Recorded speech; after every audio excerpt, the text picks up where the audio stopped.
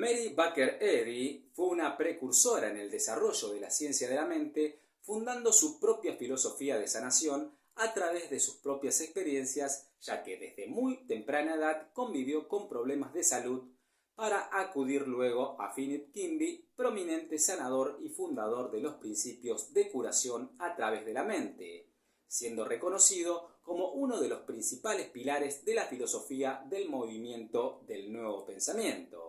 La señora Eddy fundó la Iglesia de Cristo Científico para conmemorar la palabra y las obras de Cristo Jesús y para restablecer el cristianismo primitivo y su elemento perdido de curación. Siendo una gran oradora pública, sufrió el ataque vehemente por parte de la prensa popular y los teólogos masculinos de la época. También fue la primera en establecer una organización duradera a través de sus iglesias que perduran hasta el día de hoy. Tuvo problemas judiciales con la familia Dresser, quienes fueron los que continuaron con el sistema Kimby de sanación luego de que Philip Kimby dejara la existencia física acusándola de plagiar sus descubrimientos. También fue la que instruyó a Emma Curtis Hopkins, conocida como la maestra de maestros, quien posteriormente, y por diferencias filosóficas con la señora Eddy, se apartaría y crearía la ciencia divina. Mary Baker Eddy nació el 16 de julio de 1821 en Boone, New Hampshire, Estados Unidos, y fue la más pequeña de los 7 hijos de Mark Baker y Abigail Marcos. Su padre era un calvinista severo e inflexible que creía en un Dios sin misericordia que castigaba a los incrédulos.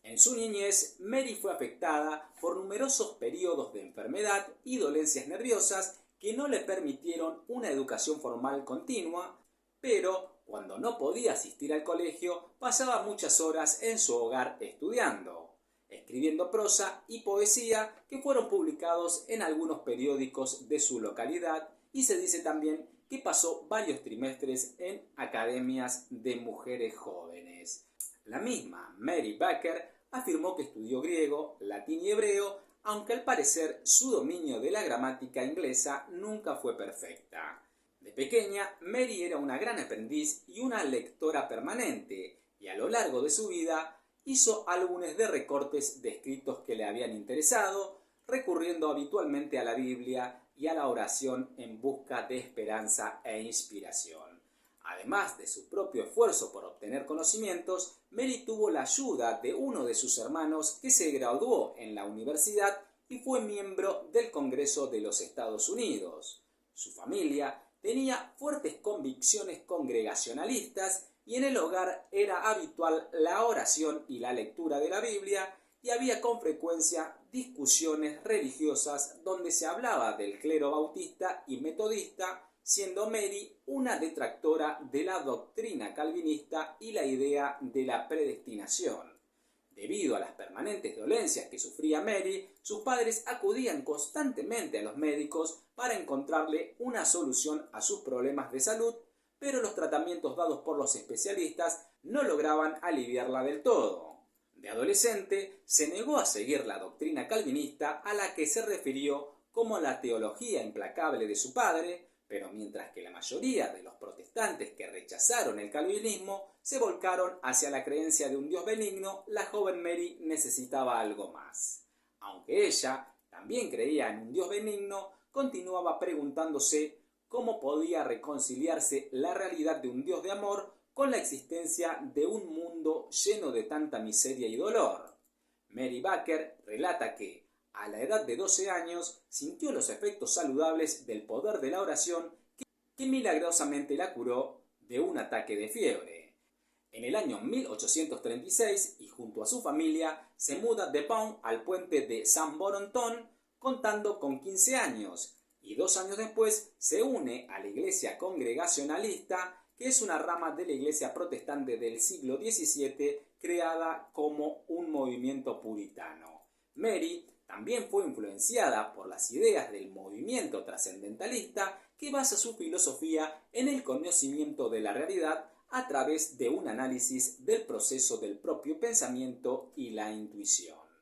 Cuando tenía 20 años, Mary sufrió la pérdida de uno de sus hermanos, lo que le provocó mucha angustia durante este periodo, y mientras sufría de sus dolencias, ella continuaba leyendo mucho y escribiendo poesía, y se sabe que contaba con muy pocos amigos. En 1843, Mary Baker se casó con un joven y prometedor empresario de la construcción de nombre George Washington Glover, que estaba construyendo una catedral en Tahití y vivía en Carolina del Norte. Es entonces que la pareja decide mudarse a Carolina del Norte y en un corto lapso George contrae fiebre amarilla y fallece a los pocos meses de haberse casado, 3 meses antes del nacimiento de su hijo George en 1844. Debido a las condiciones económicas desfavorables en las que quedó Mary y cargando con la responsabilidad de su pequeño hijo, decide volver a la casa de sus padres, donde encontraría la asistencia y cuidado para ella y su niño hasta el fallecimiento de su madre en el año 1849.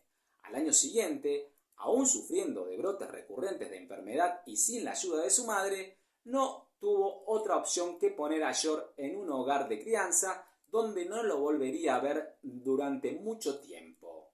Durante ese periodo, Mary era cortejada por varios pretendientes, entre ellos un joven ministro y otro hombre que viajó a la costa oeste y falleció, en tanto que su padre se volvió a casar y, sintiéndose Mary obligada a irse de la casa por la nueva esposa de su padre, decide mudarse.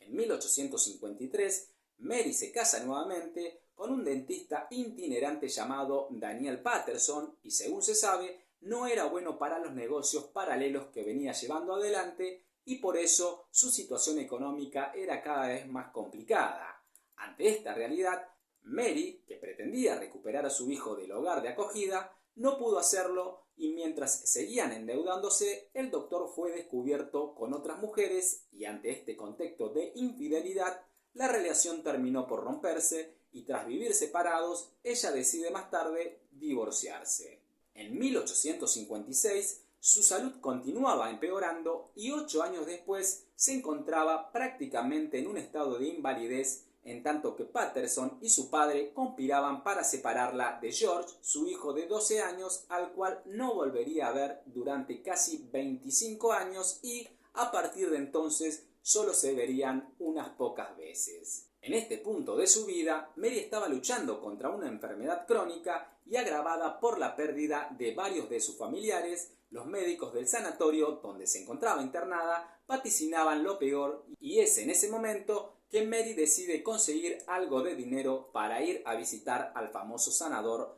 Dr. Quimby. Escribe una carta dirigida a su hermana donde le cuenta su idea y le pide ayuda para lograr llegar hasta Quimby, siendo su propia hermana quien le informa a su padre de este plan, a lo que el padre responde negativamente ante tal idea. Ante este panorama desolador, y dudando Mary de los métodos convencionales de la medicina, decide evitar los tratamientos severos por sus peligrosos efectos secundarios, probando con otras alternativas de la época como dietas y tratamientos por medio del agua. Debemos destacar que, durante su convivencia con Patterson, ella había estudiado la homeopatía con dedicación y se había sentido muy interesada en esa práctica que consiste en diluir las drogas hasta el punto en que desaparecen completamente del medicamento. También experimentó con las píldoras conocidas como placebo y es ahí donde conjetura que las creencias son un factor determinante para la cura de las personas afectadas por alguna enfermedad. Continuó investigando y buscando respuestas para encontrar una solución a sus problemas de salud mientras estudiaba las curaciones de Jesús. Mientras estallaba la guerra civil en los Estados Unidos, en 1862, Mary volvió a escribirle a su hermana pidiéndole dinero con la excusa de que lo necesitaba para otros propósitos, y es así que logra conseguir el dinero con el objetivo de visitar al Dr. Quimby, sanador popular de Portland. Finalmente, Mary logra conocer al Dr. Quimby y participa de las charlas que él impartía, conversando largas horas con él y analizando su situación de enfermedad para que, en unos pocos meses y bajo la supervisión de Quimby, su salud comience a mejorar notablemente. Se dice también que Mary Baker Eddy trabajó para Quimby y que fue enviada por el mismo Quimby a hablar por él con 2 pacientes en un pueblo cercano, y allí pronunció una conferencia pública sobre la ciencia espiritual de Finney Parkhurst Quimby. Con el tiempo, Mary comienza a formularse ideas complementarias al método de Quimby, llegando a la conclusión de que su sistema dependía grandemente de su personalidad vigorosa y su conocimiento de hipnosis, más que de un principio divino. Luego de la muerte de su padre, quien no le deja nada en el testamento, Mary regresa a Massachusetts en 1865 y un año después el Dr. Quimby deja la existencia física y ella le dedica un hermoso poema que es publicado en un periódico. Unos meses después, Mary sufre un accidente tras una fuerte caída en una acera cubierta de hielo, lesionándose la cadera, dejándola postrada en la cama en estado muy grave, donde los médicos le confirman que no volvería a caminar nunca más. Ella recurre nuevamente a su Biblia y mientras leía un relato de curación en el Evangelio de San Mateo, en el que Jesús sanó al paralítico, se encontró de pronto curada y a partir de ese momento se levantó de su cama de postración para gozar de una salud que jamás había tenido. Más tarde, ella se referiría a este acontecimiento como el momento en el que descubrió el cristianismo primitivo o ciencia moral, que finalmente denominaría como ciencia cristiana.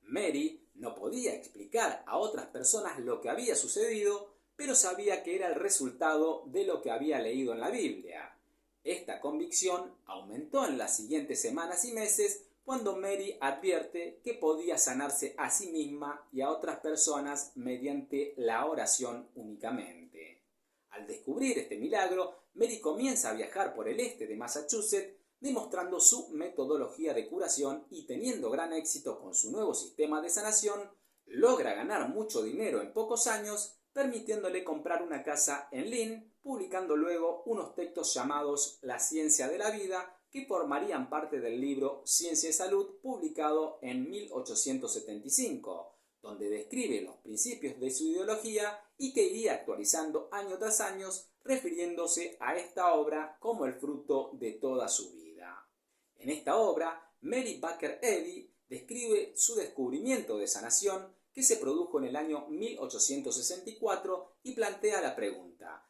¿qué es la verdad?, explicando la ciencia metafísica y argumentando que el principio de la ciencia es Dios y no la materia, siendo lo espiritual lo real y siendo la materia lo irreal. El error, dice, es la base de la creencia de la enfermedad, y en vez de esto es necesario la idea verdadera basada en el entendimiento, la cual no es cuerpo sino alma, siendo la mente espíritu. Este libro está basado en la interpretación de la vida de Jesús y sus enseñanzas de curación, redundando en la idea de que la materia no tiene inteligencia, siendo Dios el principio de sabiduría, verdad y amor, y el individuo su idea o sombra. La creencia a través de los 5 sentidos es el error y la ciencia es el entendimiento de la verdad, alegando que el sentido espiritual es el único sentido real, siendo el sentido personal el sueño de la vida en la materia. La verdad es armonía e inmortalidad y se alcanza progresivamente a través del entendimiento, afirmando que el alma no está en el cuerpo y que la materia no es inteligente, y que todo lo mortal es irreal, ya que somos espíritus. El hombre está hecho de creencias, dice, y entiende el pecado como las creencias y razonamientos erróneos, tales como la teología, medicina, doctrinas y teorías que pueden ser erradicadas por la sabiduría o ciencia del ser y que, al ser comprendidas, pueden ser demostradas. Dice que, cuando la ciencia de la vida sea entendida, cada individuo será su propio médico y la profesión médica habrá desaparecido, entendiendo que la materia es mente manifestada y que la mente tiene el poder sobre la materia. La ley del espíritu es la única ley, siendo materia y espíritu opuestos, siendo la mente la que sana el cuerpo, basándose en el principio de que todo es mente. Con respecto al cristianismo, refuta a los rabinos y sacerdotes de la época, diciendo que los rituales y ceremonias de la Iglesia no tienen nada que ver con el cristianismo, y peor que esto, nos atraen hacia las cosas materiales, por lo tanto, nos alejan de la verdad espiritual, siendo que toda verdad es espiritual. Además, aborda la oración científica o verdadera a través de la comprensión de que Dios no tiene favoritismos por aquellos que oran más, sino que la oración es un estado del ser, una comunión permanente y que el perdón es personal porque pedir a Dios que perdone el pecado es repetición vana y la expiación del pecado se realiza a través de las buenas obras. Otros temas que desarrolla esta extensa obra son el error del espiritismo, mediumnidad, clarividencia y mesmerismo, diferenciándose de este último, ya que en algún momento conoció a Philip Kimby, a quien describe como un buen hombre que en algún momento experimentó con dichas prácticas. También habla de la felicidad como algo nacido de la espiritualidad, la verdad y el amor, da algunos consejos para un buen matrimonio y trata a la fisiología como anticristiana, además de relatar experiencias de personas que lograron sanarse con los métodos de la ciencia cristiana. Luego de que Mary Baker Eddy se hiciera famosa, el hijo de Kimby, junto a varios de los estudiantes del Dr. Kimby, afirmaron que ella había tergiversado las enseñanzas de Kimby como si fueran propias. Aunque Mary reconoció que había editado las notas de Kimby, negó que él fuera su fuente para la ciencia cristiana, argumentando que las técnicas de Kimby se basan en el mesmerismo, mientras que la práctica que ella realizaba estaba firmemente arraigada en el cristianismo y la oración, que siempre había sido su fuerte. También hay que destacar que Mary afirmaba en su defensa que su ciencia plantea la idea de que espíritu y materia son opuestos. Durante muchos años, Mary enseñó su método de curación a cientos de hombres y mujeres, creando una serie de lecciones para quienes, a su vez, establecieron prácticas sanadoras exitosas a lo largo y ancho del territorio de Estados Unidos y el exterior. Luego, funda la Asociación de la Ciencia Cristiana, haciéndose profesora y enfermera. En el año 1877, Mary se vuelve a casar con uno de sus estudiantes llamado Asa Gilbert Eddy, quien, según la señora Eddy, entendía verdaderamente lo que ella estaba tratando de enseñar, a la vez que él abre una oficina para practicar la curación de la ciencia cristiana y se encarga de publicar las nuevas ediciones de Ciencia y Salud, pero Gilbert fallece en el año 1882, año en que la pareja se había mudado a Boston. Pese al infortunio de la señora Eddy, la ciencia cristiana crecía en popularidad, pero, sin embargo, las iglesias cristianas de la época no comulgaban con sus descubrimientos. Por aquellos años, la señora Eddy acudía recurrentemente a los tribunales para defenderse de los que la acusaban de fraude, argumentando que querían acabar con ella, y en cierto momento sintió alguna dolencia y solo adjudicó a los permanentes ataques que sufría, pidiéndole incluso a sus seguidores que la rodearan para protegerla del magnetismo animal malicioso, término con el que ella definía a aquellos que la acusaban. Ya establecida en Boston, obtuvo la Carta Constitucional de la Iglesia de Cristo, científico, creada para conmemorar la palabra y obras del Maestro, la cual habría de restablecer el cristianismo primitivo y su perdido elemento de curación. Funda luego el Colegio de Metafísica de Massachusetts, donde enseña su método sanador a cientos de estudiantes, cerrando esa institución en 1889 para concentrarse en una revisión meticulosa de su libro Ciencia y Salud. Mary Baker Eddy se había convertido en una maestra, autora y oradora de sermones muy activa. Al año siguiente, ella publica el manual de su iglesia, en el que establece las directivas que perduran hasta el presente. En este pequeño volumen, ella dispuso un ministerio laico para las iglesias de la ciencia cristiana de todo el mundo, en las que miembros elegidos a nivel local leen una lección sermón semanal compuesta por pasajes de la Biblia y de su libro Ciencia y Salud, además de guía del movimiento floreciente de la ciencia cristiana. En 1889 se muda de Boston a Concord, donde se dedicó a revisar, corregir y ampliar sus ideas acerca de la ciencia cristiana, una actividad recurrente durante toda su vida. Unos años después, publica una serie de artículos y ponencias en un libro llamado Escritos Misceláneos. Ese mismo año, decide reformar la estructura de su organización para detener las incesantes demandas y proteger su descubrimiento. Además, renuncia como pastora en Boston y disuelve todas sus instituciones, continuando con un servicio religioso dominical conjuntamente con sus adeptos. Luego, publica una obra llamada Retrospección e Introspección, donde relata su propia vida. En 1894, los científicos cristianos del área de Boston comenzaron a reunirse en su primer edificio, que oficiaba como sede principal,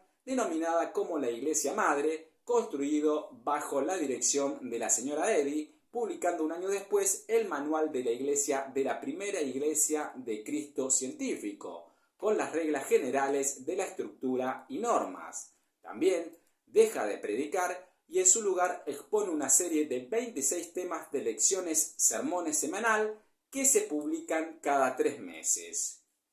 En el año 1898 funda la Sociedad Editora de la Ciencia Cristiana, sede de numerosas publicaciones que ella y un grupo selecto lanzan. Es importante precisar que Mary Baker Eddy descubrió la ciencia cristiana en un momento en que las mujeres no podían votar y generalmente no estaban autorizadas a predicar, dar sermones ni a ejercer la medicina, pero ella continuó pese a las persecuciones y amenazas que sufría cuando dictaba sus enseñanzas. Es interesante observar cómo creció exponencialmente la estructura ministerial de la ciencia cristiana, así como sus iglesias y, por supuesto, la propia Mary Baker Eddy, quien luego de atravesar las dificultades ya descritas se erigiría como una figura pública de gran importancia. No obstante eso, ella desalentaba toda adulación a su persona y decía que no debían venerarla, sino confiar en Dios, y cada uno debía seguir su guía siempre y cuando siga a Cristo. Apartada de la vida pública, la señora Eddy compró y remodeló una casa en las afueras de la ciudad, donde pasó 15 años escribiendo, leyendo, orando y llevando una vida en absoluta calma y armonía. Con 87 años de edad, en 1908, nuevamente la señora Eddy se muda de New Hampshire a Massachusetts, donde funda en 3 años el Monitor de la Ciencia Cristiana, estableciendo la Enfermería de la Ciencia Cristiana y continuando con la revisión de sus escritos. El 3 de diciembre de 1910, luego de su habitual paseo en carruaje, subió a su habitación, se sentó en su sillón, tomó su anotador, donde escribió su última frase: «Dios es mi vida». Su cuerpo fue sepultado en el cementerio de Massachusetts, habiendo dejado además de un patrimonio de $2,5 millones, una organización integrada por 100.000 devotos seguidores y su libro más vendido de 400.000 ejemplares, Ciencia y Salud, además de haber escrito otros 16 libros. Luego de que la señora Eddy dejara la existencia física, se realizaron cientos de homenajes publicados en muchos diarios nacionales e internacionales. Mary Baker Eddy constituye una parte fundamental en el desarrollo de las bases del movimiento del Nuevo Pensamiento, y más allá de las controversias y acusaciones en su contra, debemos destacar su enorme labor en pos de su ciencia cristiana. Para finalizar, debemos situarnos en los Estados Unidos del siglo XIX, donde los hombres tenían el poder legal y financiero y las mujeres debían seguir los mandatos patriarcales que no permitían que hablaran y dieran culto al público, y Mary Baker Eddy, al predicar una teología entendida de manera diferente, amenazaba la estructura establecida de la Iglesia, sufriendo las represalias de ese sector, tanto como las del sector de la medicina. Si bien la señora Eddy no era feminista, apoyó algunas causas feministas, haciendo que las mujeres reconocieran y vieran posible el empoderamiento de ellas, como en el caso del sufragio femenino y el derecho de las mujeres a poseer propiedades, siendo así elogiada por las activistas y abolicionistas Clara Barton y Susan Anthony.